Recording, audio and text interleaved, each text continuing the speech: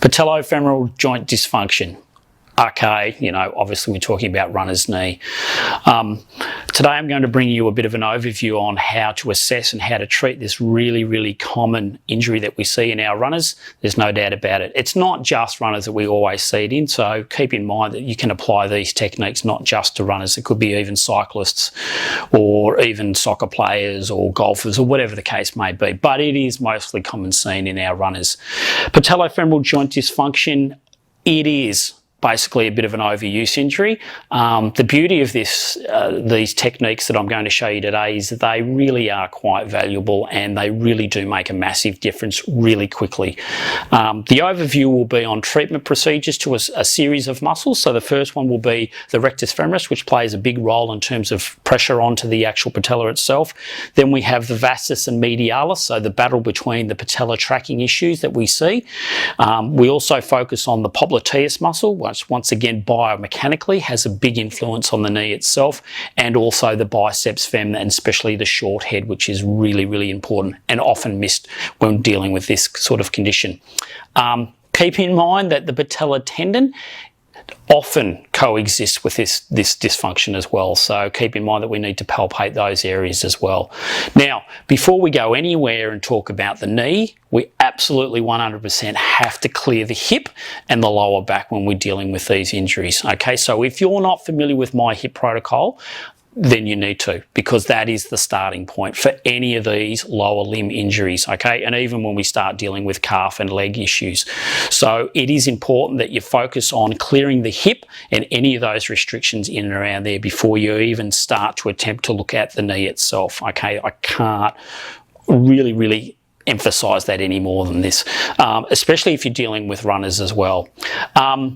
I think also when we're dealing with the knee, it's important to know that there are other conditions that can create pseudo pain in and around the knee, so we also need to be aware of those. We've obviously got a bursa that lies underneath the tendon of the patella, so that can also be coexisting as well.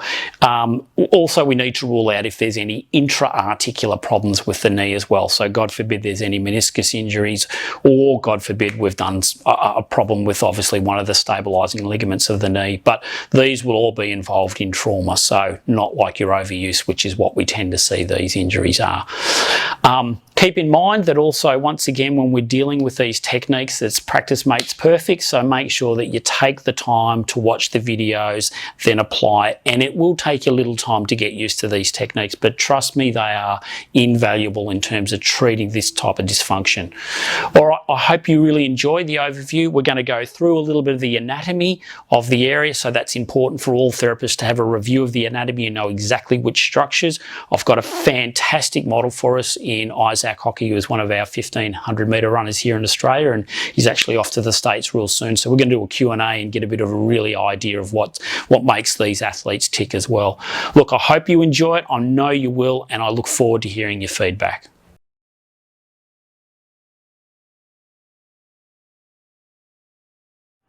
All right, let's talk a little bit about knee pain. Now, obviously knee pain tends to come in all different shapes and sizes, and obviously in different regions. So before we start looking at, say, patellofemoral joint dysfunction, which is the common runner's knee, if you like, there are different types of knee pain that we will see. So when we look at the knee, we can divide the pain up obviously into anterior knee pain. We can also look at lateral knee pain, medial knee pain, and also posterior knee pain. So the most common, if you like, anterior knee pain issues we'll see will be the patellofemoral joint dysfunction, and we'll also have the patella tendon. So in terms of just the run-of-the-mill runner's knee, your patellofemoral joint dysfunction is what we see the most with our runners, okay? Followed by probably the patella tendon. Now, if we move out lateral to the knee, then obviously we're starting to look at the ITB. So we're looking at the iliotibial band syndrome, which obviously, once again, we see a lot in runners as well. A little bit less common is obviously medial knee pain, and the reason being for that, unless you're dealing with athletes that are obviously changing direction, then you'll probably start to see more medial knee pain. And then you've obviously got the three muscles coming down and attaching in that medial part of the knee, so usually you may start to get some irritation at that level as well. Posterior knee pain will be different. I tend to find a lot of the posterior knee pain was either obviously the lower hamstring, the upper calf, or also the wonderful muscle that we're going to talk about today is the Popliteus, which obviously unlocks the knee when we stride. So when we're talking about knee pain, it's really important that we talk about exactly where they're feeling their knee pain and try and reproduce that pain.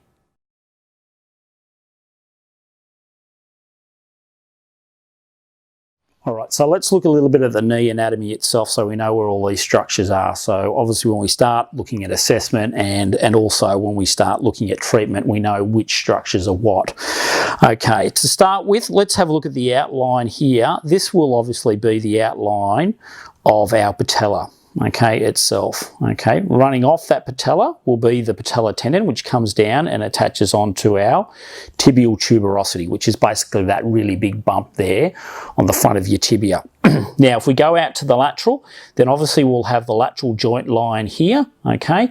And then coming down on the lateral also we have the ITB as well, which comes all the way down here and basically attaches onto Gerdy's tubercle, okay? We've also got the bulk of the Vastus Medialis all under here, so it's a large muscle, makes up a big part of this lateral part of the thigh. Then we have Rectus Femoris coming down here, okay? So we have the suprapatellar up here and obviously the infrapatellar there as well. So we can obviously have tendon issues on both ends of this patellar area. Now, if we come from the medial, obviously, as I mentioned before, you've got those three muscles that attach in here. But for today and what we're looking at, especially with patellofemoral joint dysfunction, it's so important that we focus on a lot of these lateral thigh muscles and the lateral structures themselves. This lateral joint line here, you've got to keep in mind that there is a retinaculum in and around this area as well. So it's a thick band of connective tissue. So that sometimes that actually gets quite restrictive, and that can add to a little bit of the patellofemoral issue. So if we're talking about the actual mechanics and the pathology of patellofemoral joint dysfunction, a lot of the time it is basically a patella tracking issue. Okay, so there's no mystery to what happens here. Unfortunately, what will tend to happen is these lateral thigh muscles will become quite dominant, and because the patella is embedded into the rec fem itself, what happens is it tends to just be pushed or dragged out laterally, okay, which basically means that the patella then starts to articulate unevenly in the condyles there, and that's what will give us classic retropatellar pain. Okay, so that's pain that is underneath the kneecap itself. Okay, and it is really poorly localized, so it's very difficult to try and reproduce the pain because it's underneath the kneecap itself. Okay, so that's your classic retropatellar pain. If we move away from there and then obviously we look at patellar tendon pain, that's really quite easy to assess too, because obviously just pressing down on the tendon itself and running backwards and forwards over it should reproduce a lot of the pain they have. But unfortunately with the patellofemoral, that issue is because the pain is under the kneecap, it makes it that little bit more difficult. And that's why a simple leg squat will more than likely reproduce that pain, or what we also can do is just press down over the top of the patella and then glide it medially and also laterally, and what you'll tend to find is that can also reproduce their pain, okay, because then you're pushing those surfaces that are unfortunately irritated, and that should reproduce a lot of their pain. Okay, so patellofemoral pain, because it's diffuse, a lot of the time, sometimes it can be down here in that sort of infra area. Sometimes it's out in the lateral, sometimes it's the medial, and sometimes it's the top. So it varies from person to person, and it will vary from your athletes, your track athletes, to also your athletes that potentially that might obviously once again change direction. So they may see it more in the medial than the lateral.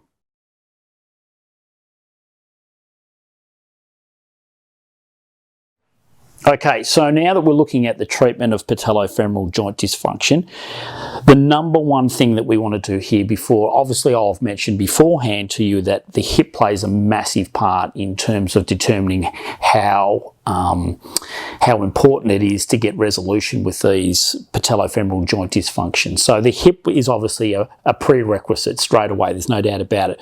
But when we start looking at actually treating the knee itself and the structures to the knee, rec fem is the first place to work from.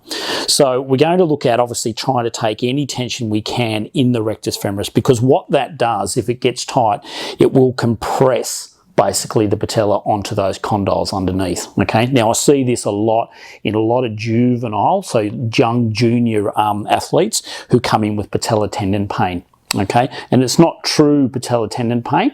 What it is basically a really tight rec fem, which obviously presses the kneecap down and obviously puts a little bit of extra load onto that tendon. So it's actually really easy to rectify quickly, and that is by doing some release work that we're going to do now with this rec fem. So let's just have a look at where we are with our anatomy. We'll just get you to push up against us there, Isaac. So now we can see some beautiful anatomy here because he's got some great definition. So look at this rec fem coming down here. He's got a massive Vastus Medialis there for a 1500 metre runner, and obviously we can see the bulk of our Vastus Lateralis there. Okay, we've got the ITB running down here as well, so we know where all our structures are. All right, we'll just get you to relax there. So this release technique, for those of you that are familiar with the hip protocol, you'll know that I do a passive release technique for the rec fem, and this is the same one, except the difference being here is we're going to add a little bit more load into this as we release this rec fem, because obviously we want to take as much tension as we can off this patella. So really easy. Now what we're going to do is we're going to come in with that, obviously the forearm. We're going to bring all the tissue back and across towards the midline of the table. Okay, so this is how we engage this tissue. So drag it all the way back until it will not go any further. Then take up all the skin laxity as much as you can and push up towards your client. So obviously we're looking at pushing up towards the hip. Now you're well engaged, okay? So from here, we then just apply a really firm purposeful load up along the length of that rec fem, okay? So keep in mind that the knee needs to be in 90 degrees flexion or thereabouts, because we want the muscle on a stretch, because we're looking at lengthening and taking out as much tension as we can there. Now I'm obviously using the cream in terms of the Premax, because obviously I don't want too much slip in there, just want just enough. If I use the lotion or an oil, I won't be able to gauge this tissue the way that I want. Now as we work up towards the insertion up here, what we'll find is that there's a trigger point here that sits basically right in that musculotendinous junction of the rec fem. Now that is important because that refers straight over the top of the kneecap as well. So that's an area we want to sit on and wait for it to dissipate and treat that trigger point as well.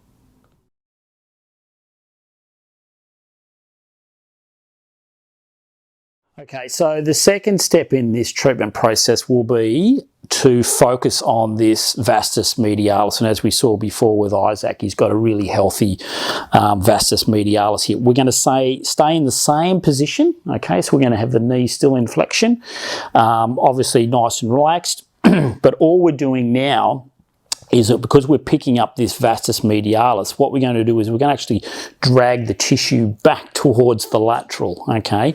And then we'll lock down on that Vastus Medialis there, okay? And we will strip along the length of that Vastus Medialis. Now this looks quite simple, but there's a bit of an art to it here, because what will happen as you come up to this Vastus Medialis, it basically will blend out and then you'll come right up against the Rectus Femoris. Now, it's important that you don't just roll over it, okay, which is what does tend to happen. I've seen a lot of therapists over the years do a lot of work where it flicks over that rec fem, and that's not ideal, okay? So we want to be really purposeful, and in terms of our direction, we're going to place it all onto that Vastus Medialis, like so. Now, there are two trigger points in Vastus Medialis, which, once again, they are important, but from the point of view of dealing with patellofemoral joint dysfunction, those trigger points, they play a role, but not a massive role. So we can focus on those. So you'll have one down here, basically in the lower half of the belly of the muscle, and another one coming up towards that rectum insertion. So, you know, if we think about the Vastus Medialis as like a big teardrop, that's the shape of the Vastus Medialis. So obviously as we come up towards, you know, the top of that teardrop, obviously we want to blend off there, okay? If you blend off, obviously you're going to have the adductor group here, and obviously you've got the rectum obviously on that lateral part of it, okay? So coming in, drag across to the lateral, okay, and then along the length of that Vastus Medialis, okay. Now remember, the Vastus Medialis and the Vastus Lateralis play off for basically that whole patella tracking, okay. So it is important that we do a bit of work on here, but obviously our focus is going to be a lot more on that Vastus Lateralis because that's where we're going next.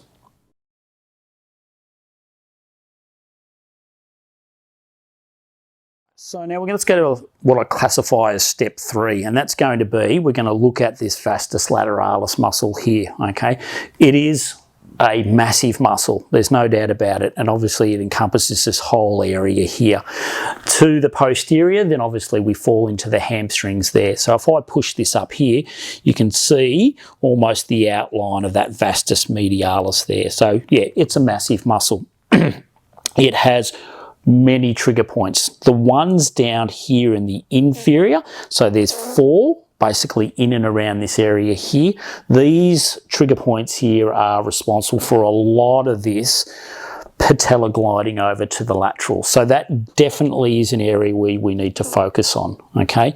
Now, one of the ways that we can do that is coming in from this direction. Now, because there's 2 in the anterior and there's also 2 in the posterior, we can use, once again, a really broad approach to it, okay? So that way we can work the whole area or the whole zone, if you like. But keep in mind that the ITB comes down here as well. So we don't want to sit just on that ITB. So where we want to snuggle ourselves in is just anterior to that ITB. So it's really, really important. So what we're going to do here is we're just going to roll, obviously, the leg in a little bit medially. So that what that'll do is just give us a really good advantage point here onto these trigger points here. So I'm just going to come in this way here. And once again, I'm just going to set down using that broad forearm so I can find the rectum on one side, and if I come back then I can also feel the ITB. So I want to be snuggled in between those 2 there, okay? And then I want to sink down into that area there. Can you feel that, Isaac? Certainly. Yep, you can feel that. So this is a really broad area of tenderness, okay? Now what we want to do here is just sit on this area here with these trigger points and just wait for that whole dissipation and that melt component, all right? It's really, really important. So we can also roll back a little bit more to the posterior, we can go a little bit anterior, we can come inferior, and we can also go superior. So we want to explore all of those options. Now once we start to get a dissipation there, so that all starts to just basically fade out, if you like, then we can come back and then we can start to do a lot more release type technique. So we're just going to sink into that tissue.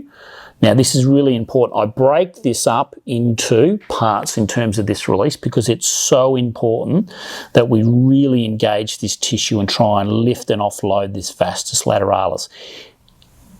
If you drop too far posterior, then you're going to massage or you'll be right over the ITB. I'm not a massive fan of massaging the ITB. I find it usually probably just creates a lot of pain without really any therapeutic change whatsoever. So you can see the speed that I'm traveling at here. That's about where you want to be working at, okay? Anything faster than that, then you're not going to get the desired release that you want. Okay, so I can break that up now, come up again, re-engage, okay, making sure that the knees rolled into that medial and I'm focusing directly on that Vastus Lateralis. Now, as we come up to the mid portion here, we've actually got 3 trigger points that sit in that area there. So what we can do also is if we hit those there, then we can sit into that area again. take the same process again. Okay, so we can basically sit there, wait for them to deactivate. Once they have, then we move on to the rest of the actual vastus lateralis. Now, keep in mind this vastus lateralis comes all the way up here and basically blends in to all the fascia that then attaches onto the greater trochanter. That's exactly right. So coming all the way up here, and then basically what you'll find, if you keep going up towards the hip, you may find yourself rolling onto the tensor fascia lata. Okay, so come in with a loose fist if you like, or the forearm, either way, as long as you're engaging that tissue, purposeful, and at the same time with the same sort of speed, okay? Because it's all about releasing as much tension as we can through this vastus lateralis, because that's going to allow for obviously this whole patellate tracking to basically normalise.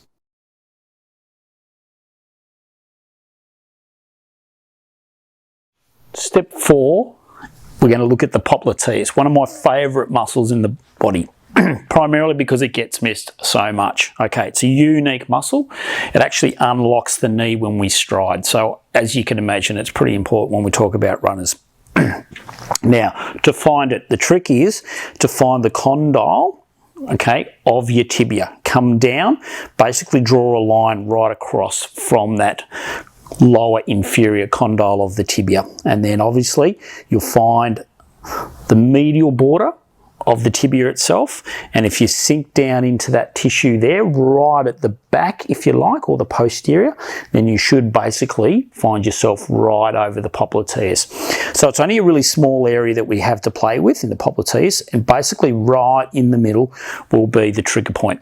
Okay, so it's actually quite simple to find once you know where you're going.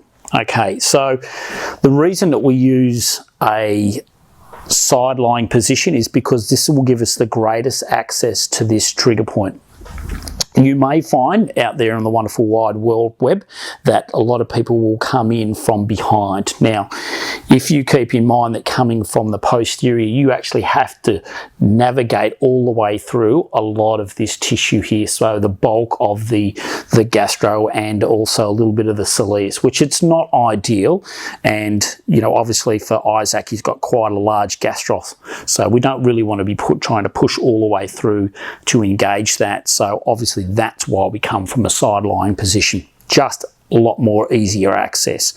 Okay, so we're going to come down, going to find that, basically that ridge, if you like, of the tibia. I'm going to roll off that, okay, and then into this like small, almost sulcus area, if you like, okay, and then you're basically just going to use the border of the tibia to run along, and then you'll sink into that tissue there. So basically right into the popliteus, just about there. How's that feel there, Isaac? Okay. Yep. So it's a distinct sort of feeling. It will be very, very tender on a lot of the athletes or your clients that have not had this work before. So go a little bit easy. Don't have to absolutely annihilate it. So once you find there, so I usually find just a little bit of just longitudinal gliding and stripping through works just perfectly for this popliteus, okay? Now, it actually comes around and wraps around and inserts basically into the lateral part of the knee. Now, it is debated in some areas, especially with some of the anatomists and so forth, that it can insert into the actual meniscus itself. But I'll leave that up to you guys to debate. But nevertheless, it is important because it does unlock that knee when we stride. So that obviously changes the game and the biomechanics of the knee, especially when we're looking at patellofemoral or patellar tendon pain as well.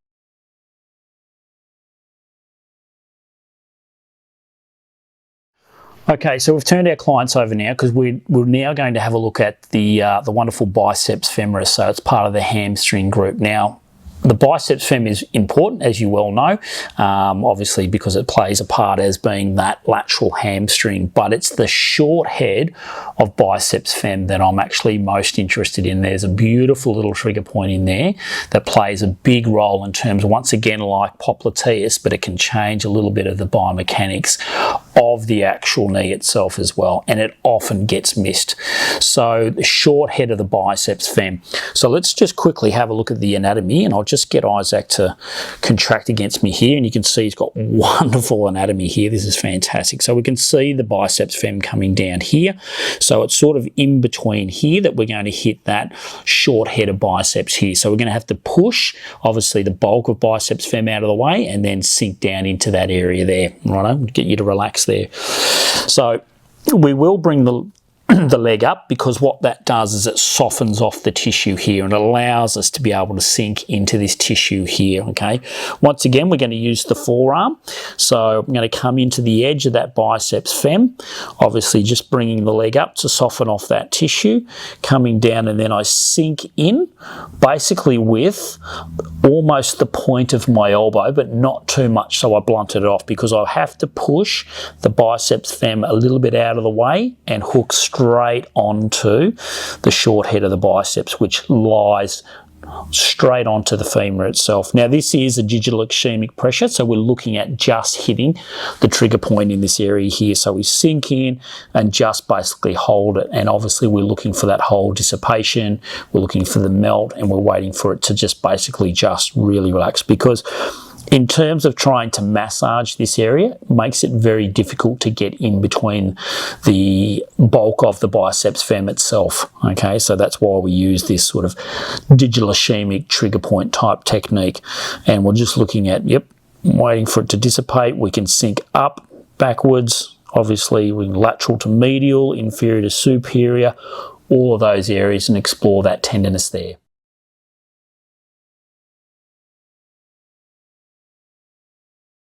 Okay, so the next step in this lateral part of the knee is looking at actually releasing the lateral retinaculum. Okay, so we've already targeted these trigger points here in the Vastus Lateralis.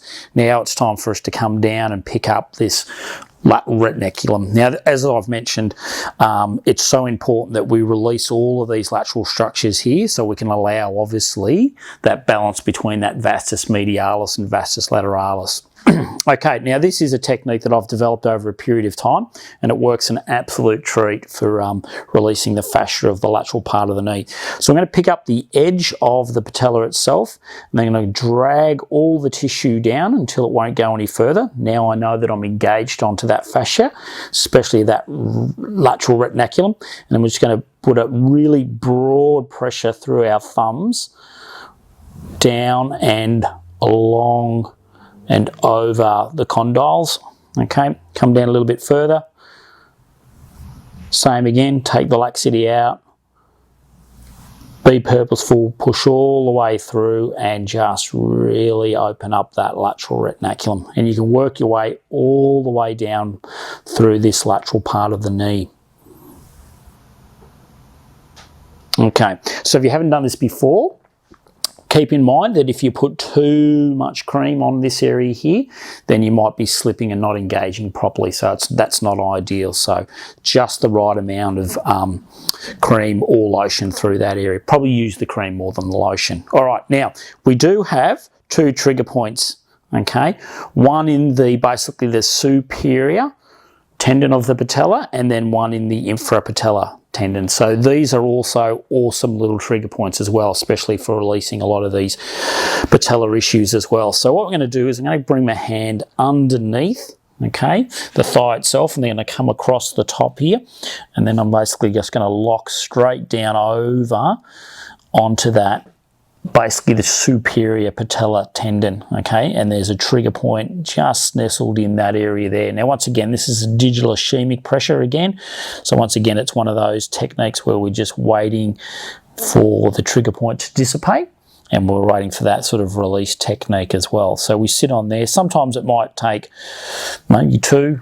If it's someone who's not really had it done before, it might take 3 minutes. So obviously you want to be in a position that you're actually quite comfortable. Like any of these release type techniques, obviously we're looking at working with the body. So if you push too hard, obviously you're not going to get the release, because obviously people are going to fight against you. Okay, so there's the supra. If we come down, there's another one here into that infra. Okay, so we're going to come down, lock down onto that. Okay, like so. And once again, we're just going to wait for that to dissipate there as well. Okay, so infra and obviously the supra, and releasing the lateral retinaculum.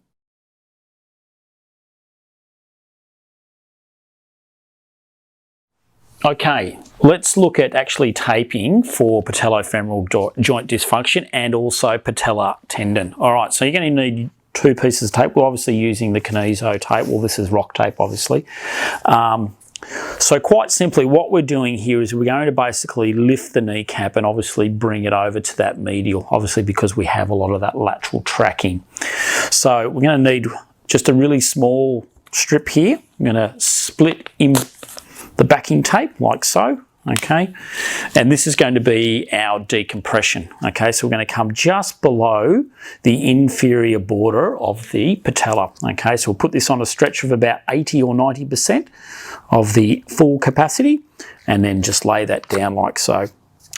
No tension on the ends of those pieces of tape. That is very important. Okay, now we've got a second bit of strip. So obviously we've put a cut through the middle of it and coming about just short of an inch from the top there. So now basically what will happen with this piece of tape is that one's going to wrap around, one tail will wrap around the medial, one will wrap around the lateral. Okay, we want the split to be about, say, roughly around about 3 finger widths above the actual top of the patella. Okay, so there are our landmarks there, and basically we have the rest of the anchor, if you like, which is the very top part of the tape itself. So once again, rip off the top part of the backing tape, okay, and then we're just going to put it, as I said, about 3 finger widths above the top of the patella, and that is to the top of the slit itself.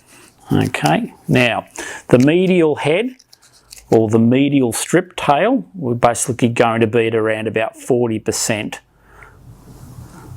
stretch. Okay, so we wrap around the border of the patella like so. Now the lateral obviously is going to be a little bit more because we want to bring the kneecap a little bit further, so we put this one at about 60.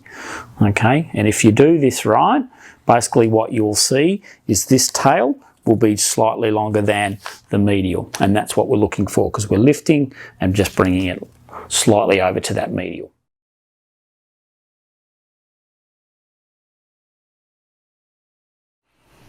All right, guys, we're here with Isaac Hockey. He's a 1500 metre runner, obviously at a national level here in Australia, and he's been kind enough to give us some of his time and a little bit of his history in terms of how he got into 1500 metre running, and a little bit of overview about some of the history in terms of how he looks after his body and what sort of things he does. Obviously from a therapist point of view, this is really great insight and information that we really need to be looking at when we're dealing with our athletes. So getting a full and frank understanding of what goes into their training, and obviously that gives us a bit of an idea of the stresses their bodies get under. So it's really important. So thanks for joining us, Isaac. Thanks for having me. So tell us a little bit about how you got into 1500 metre running. I started running, I was thrown into it in Little Athletics here in Geelong, as my older brother and sister did it. So I was about 10 at the time. Yep. I'm the only one of the 3 of us still doing athletics, so I guess it's been since then. I'm now 19, but I didn't sort of start taking running competitively until I was about 14. I just found I was pretty good at sprinting, pretty good at jumping, a bit of everything, and then as I developed and got a bit older, I found, I guess my niche was distance running, and got a coach around about the age of 14, and since then have just been developing a bit more, and from cross country, 800 metres, whatnot, and now I'm starting to focus a bit more in the last 2 years onto 1500 metres. Yeah, absolutely fantastic. You've had some great success. What are some of the highlights of your career so far? My first sort of big step in athletics was when I was in year 10. I went to Israel for a school's cross country championship. Yep. My first sort of taste of travelling for running. And then my first real major competition was in 2016. I went to the World Under-20 Championships in Poland for the 1500 metres, where I finished 20th. And then fantastic. More recently this year, I as I'll turn 20 this year, I step into the open age groups, both in Australia and internationally. So just last month, I finished 5th at the Australian Championships in open age group, and I guess the goal now is sort of bridging my way into senior representation. Fantastic. And obviously I should probably say at the outset here too is Isaac's just come off the back of a bit of a layoff as well. So, you know, and you're also off pretty soon as well, aren't you? You're off to the States to do some racing over there, aren't you? Yes, just next month. I'm heading over to Portland, Oregon, having a race there, and then heading up to altitude at Flagstaff, Arizona, with a few training partners. So having, I guess, the elite athlete life for a little bit. Yeah, fantastic. All right. So one of the things I always, especially with my athletes, I try and get a really good understanding of what goes into their training and so forth. So I know we've talked a little bit about that between us, obviously when you first came in and saw me, but give us a bit of an idea about, you know, what a big week would be for you in terms of training if we broke it down to a daily sort of Monday, Tuesday type sort of scenario. Well, for me, it's quite consistent throughout the year, both winter and summer. I guess as a middle distance runner, it's important to have both aerobic endurance and speed, especially when it comes to tactical racing. Championship meets in 1500 metres, it always comes down to the last 400 to 600 metres. So for me, unless it's a race week, it usually has Monday, Wednesday and Friday are just easy jogs between 40 to 60 minutes. I guess just building that boring aerobic base. Sundays are my big long run, usually get up to about 90 minutes, so between 18 and 20 kilometres, just find some friends and jog around. And then my main session days will be Tuesday, Thursday and Saturday. So Tuesday and Thursday will be a track workout focusing on speed, 1500 metre speed, and then Saturdays I do a bit more longer aerobic work, so something like mile reps or kilometre reps. Yeah, fantastic. So obviously midweek for us in terms of you knocking the nail on the head for recovery and massage and all that sort of stuff, midweek probably works good for you, or do you find end of the week's better for you? Because I see this, it's really different for a lot of different athletes depending on what they do. I usually like, at the moment I stick around a Monday treatment, so I'm coming off a Sunday long run and a Monday jog, so I've had two sort of bit easier days, and then before I hit the track on Tuesday, or I'll get a Wednesday morning treatment, so I still have time to sort of freshen up after the treatment before my Thursday night session, but something to sort of get me back on the track between two hard sessions. Yeah, absolutely fantastic, and I couldn't agree with you more and so forth. Now, in terms of, and I hate to bring this up, but it's always it's very important when we're dealing with athletes, is what's your injury history? You've actually been really lucky in terms of injuries. I mean, obviously they've been a little bit obscure, some of them, but you've really done well to dodge the injury bullet, haven't you? Yeah, I have quite a funny history of injuries. Typically what you'll see in distance running in particular are overuse injuries, so stress fractures and whatnot, and I've been relatively lucky there. I usually sit around 80 to 100 kilometres a week, which some people is sort of on the cautious side of mileage, but the good thing is that with my lack of injury history, it means I probably have the ability to increase that a bit more. But in terms of my actual injuries, my first was about when I was 15. I was diagnosed with a stress reaction in the calcaneus of my heel. But it sort of came about after jumping off the stage barefoot. That was like when I sort of hurt felt the pain, and when I got checked out. And then the longer injury I had was probably 2 years ago now. I sneezed while studying. I had a cold, and I fractured the T4 thoracic vertebra, the transverse process on the side. So it's a very unique injury. That's a massive sneeze. Usually found in elderly people. And I couldn't do anything, no cross training, anything for 3 months. So again, it was sort of unsure whether it was running related, but it was sort of another acute injury. So well, obviously it wasn't brought on by actual running, but that's actually really quite unique. Well done for that. So he's been really, I mean, that's fantastic. As far as I'm concerned, I reckon that's great that you've not really had any specific, especially tendon overuse injuries, or for the other matter, obviously those knee injuries as well, which obviously can be career threatening and so forth. No hamstring strains, you know, these are the bulk, obviously you see with a lot of these track and field athletes and so forth. Got to ask you, who's the number one athlete you look up to in terms of, you know, if you aspire to be anyone, or you just love the way that they go about or the way that they run? I knew I'd throw that in at you. It's funny, I never really had aspired to be an awesome runner. I just sort of taken on year after year. So I never really looked up to anyone until I guess recently. There's a girl I actually trained with, Lyndon Hall. She went to the last Olympics, 1500 meter runner. She missed out on the Olympic final, I believe, by 0.0 something. It was tiny. She was 13th and 12 make the final. And I now do some gym work with her at the Victorian Institute of Sport. I'm heading overseas with her. It's just, I really like the way how you see sometimes elite athletes are very individual and seem like they're superior. She's just really down to earth. She loves hanging around and loves training with us, even though she's a far class above everyone else. And I guess I'm lucky I get to do training with her. And this sort of experience that hopefully one day I can maybe compete at big events like her. Fantastic. I think that's fantastic. You know, obviously we always look at the superstars, but it's great to see that you're able to focus on someone who's right near you and see the way that they go about it.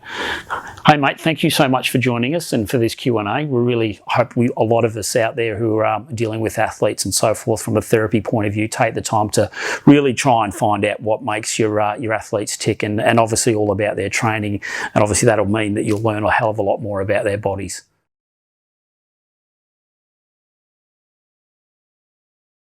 Now we're going to look at the quadriceps muscle. Quadriceps means 4 heads, and the heads describe 4 tendons which attach to areas at the top of the leg. The quadriceps muscle, or it's usually called your quads in common speech, the quadriceps muscle is a huge muscle, and it's actually made up of 2 separate muscles. The first is the rectus femoris, which runs here and is in the front, and then deep to that there is the vastus. Vastus is a section of muscle, so there's the vastus lateralis, the vastus intermedius, which is behind this rectus femoris, and the vastus medialis, which is on the inside of the front of the leg. All of these act together doing similar tasks.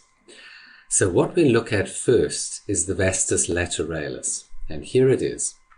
It's deep and to the side, deep to the rectus femoris, and it's to the side, and you're not really seeing the whole muscle because it's really a very big muscle here. It's quite massive, and you don't see it at its best from the front. When you look from the side, it's actually a very thick, bulky, strong muscle. It attaches to the top of the femur, which is the long bone of the thigh, with a very big, strong tendon, and it's quite a broad tendon, so it has a broad attachment here, and then it inserts into the side of the conjoint tendon, which is the tendon that joins into the top of the kneecap. So when it contracts, it will pull in this direction, which is up and slightly to the side. That's important, as we'll learn a little bit later. And in pulling the kneecap up, it will straighten your leg.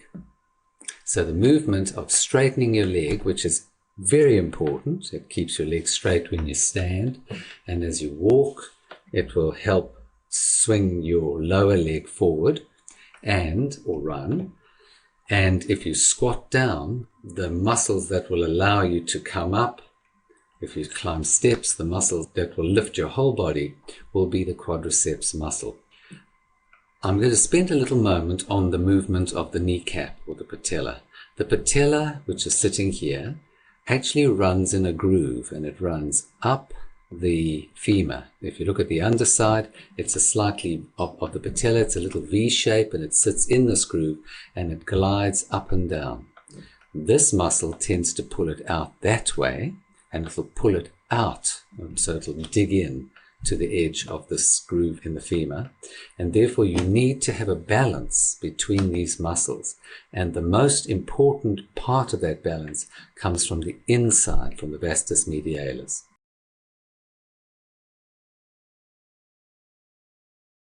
We're now going to look at a really interesting little muscle. It's called the popliteus. The popliteus attaches here to the inner aspect of the top of the tibia, and then it runs across the back of the knee and it attaches to the femur, which is at the top of the knee. So you see it's short, it's at quite an angle, and it's quite a strong little muscle. And when it contracts, what it'll do is it'll pull in this direction, and it actually causes a small rotation of the femur, which is the thigh, on the tibia. And this is an interesting movement. If you, just sitting here right now, straighten your knee completely, put your finger on your tibia, which is the lower bone in the knee. Now straighten the knee completely. And there's a last little movement. It's probably just the last 5 degrees. As the knee locks completely into place, in other words, becomes absolutely straight, there's a little rotation in the knee, and then you're able to stand on this locked knee without using any muscular force at all. What this muscle does is, as it contracts, it unlocks the knee. So it will actually just undo that little rotation and allow you to bend your knee. So it gets a lot of work, and it's particularly active as you climb hills or as you go on especially long walks. The trigger point occurs right in the center of the popliteus muscle, and the pain that you feel is in the back of the knee, just around that trigger point. You notice this pain most especially if you're crouching or if you're walking down hills or downstairs. There is another problem that can occur with this muscle, and this is not a myofascial problem, but it's as the tendon itself, as it wraps around and attaches into the side of the femur, can become strained, and it can give you a pain right there, which is, you could just put a finger on it.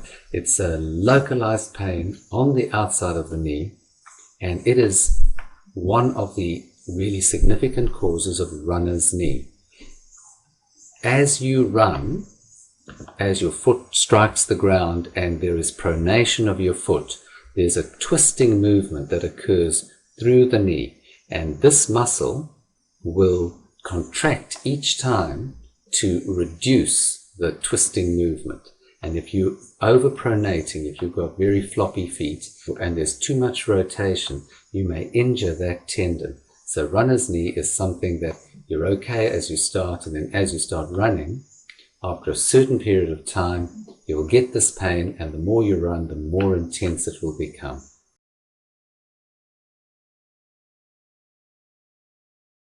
This is a long, thin muscle. In fact, rectus means straight in Latin, and it is the most superficial muscle of the quadriceps group. It is different from all the other muscles. There's one important difference, and that is that the tendon, which is now covered by these two muscles, the tendon runs up and it actually attaches to the pelvis. All the other muscles attach to the femur, which is the long bone. So attaching to the pelvis, this muscle will now act on the hip joint. It runs down and it inserts into the top of the patella, and it joins into this broad and complex tendon insertion into the patella from all the other muscles of the quadriceps. So when this muscle contracts, it will flex the leg at the hip, so it'll pull your leg up, and it will straighten your knee out. The fact that the muscle runs across two joints makes it particularly vulnerable for injury, and the movements that it makes, which is to flex the leg at the hip and straighten the knee, are really important during walking. You can see as you swing your leg forward, you need to flex at the hip, and then as your leg comes towards the end of the stepping out part of the gait cycle, your knee will swing through, and that movement is a rectus femoris movement. So this muscle is really important during the gait cycle. It also acts together with all the other muscles of the quadriceps to straighten the knee, and That's really important if you want to kick a ball as you're squatting down, if you want to stand up, if you want to climb steps. Rectus femoris acts in with all the others to help that movement. Trigger points occur in two places in the rectus femoris, but the most important trigger point is right near the top. It's just here. And this is a most unusual trigger point. It is really worth remembering. And the reason is that it refers pain in a completely different place from where the trigger is. And the pain is felt here, in the knee. And you localize it just under the kneecap. Now this is a common knee pain. It's called anterior knee pain, which is front knee pain. And its common name is patellofemoral pain, which is the pain that occurs between the kneecap and the femur underneath. You localize it in the joint, but you know it's not way down in the joint, it's just under the kneecap. It's very common and it's a difficult pain to treat. One of the triggers that nobody thinks of is this one here. So front knee pain, look for that trigger. There is a second trigger which is down here, and this trigger will refer pain right close to where it occurs. It's not as interesting or as tricky as the top trigger point.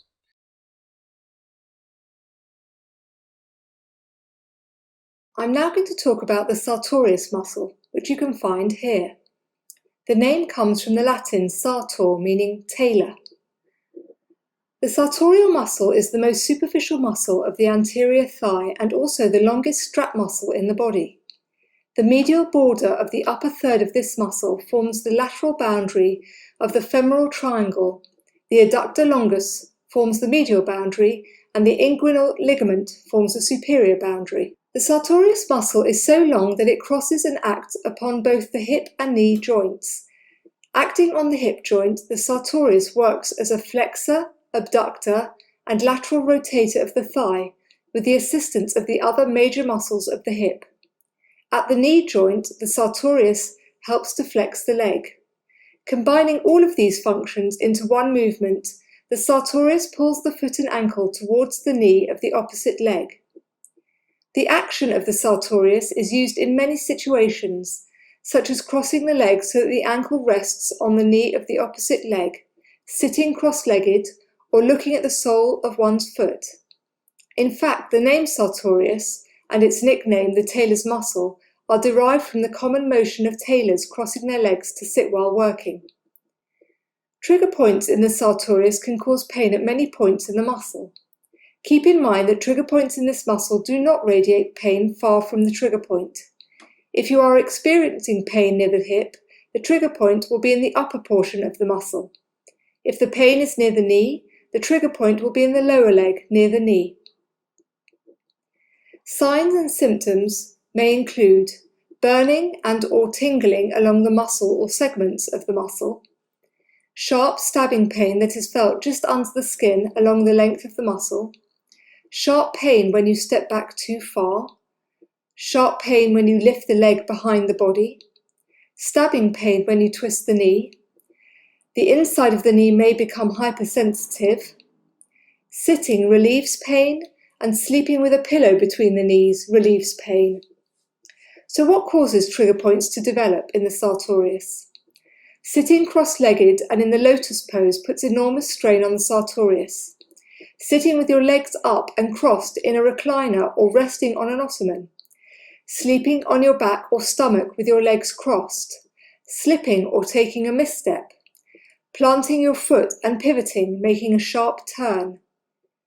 Pushing off your foot hard to accelerate quickly. And sports and activities that require fast turns, pivots, quick acceleration, and extended strides. So how can you avoid development of trigger points in the sartorius? If you habitually sit with your legs up, occasionally drop them down and rest your feet on the floor. Even better, get up and walk around. Before walking, jogging, running, exercise, or participating in sports, take time to warm up and do some light stretches. Take time to stretch out upper and lower leg muscles after running and exercise. When walking on slick surfaces, pay attention to your steps, don't slip and try not to fall. If practicing yoga, be aware that the tree pose, lotus pose, butterfly pose, and fire log pose are stressful for the sartorius muscle. Don't try to push beyond what your muscles are capable of doing. Inhibition compression technique can be used by an experienced trigger point therapist to relieve the pain from the trigger points. In addition, self-massage may help as it can be a painful and delicate area, as well as stretching exercises and sleeping with a pillow below your knees. If you found this video useful and want to see more like this, make sure you subscribe below and don't forget to hit the notification bell.